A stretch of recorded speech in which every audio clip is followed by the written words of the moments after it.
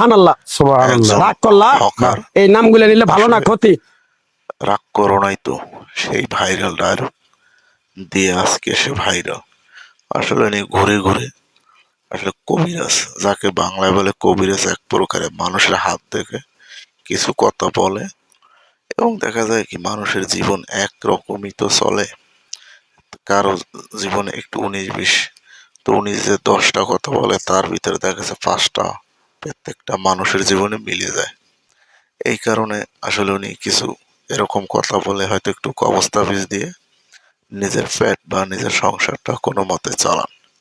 সেই লোক যখন একটা বাস স্ট্যান্ডে দাঁড়িয়ে একটা এই মোটা লোকটাকে যখন উনি এই কথাগুলো বলতেছেন, তখন একটা লোক আর কি দাঁড়িয়ে ভিডিও করতেছে এবং ভিডিও করার পর তার মাঝখানে যে একটি ডায়লগ, আপনি কি রাগ করছেন, আমার কথা কি রাগ করছেন, তো রাগ করলেন, এই যে ডায়লগটা দেওয়ার কারণে আজকে এসে ভাইরাল।